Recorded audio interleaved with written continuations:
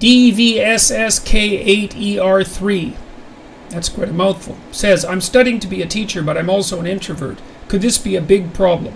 Can I still be a successful teacher? Actually, what seems to predict success at teaching best is intelligence and conscientiousness. That's the data so far. So if you're conscientious, then you'll probably be fine. I mean, introverts have a harder time speaking in front of groups, but you can learn to do that. You know, an introvert can become a very successful public speaker. May not enjoy it the same way that an extrovert might, but that doesn't mean that you can't learn the skills. And what I would recommend for an introvert is the same thing that I do when I'm lecturing, is I never talk to the whole group. You know, it doesn't matter how big the crowd is. I'm always picking out individuals in the group and talking specifically to them. So I'll make a point to an individual and I watch their face and see if they're nodding and understanding, right? Because that way you make contact with the entire audience. And then, you know, I'll talk to someone for about 15 seconds or so. I don't want to put them on the spot too much.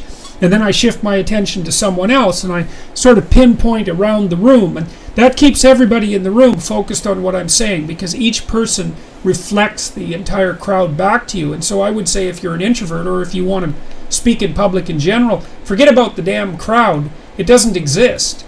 Speak to people one at a time, and an introvert can do that just fine. So, you know, that's where your strength would be. And I would say you're much more likely to be unsuccessful as a teacher if you don't work hard at it and if you're not interested in it. So if you're an introvert, I wouldn't worry about that. I don't think that that'll be the biggest problem that you'll face. So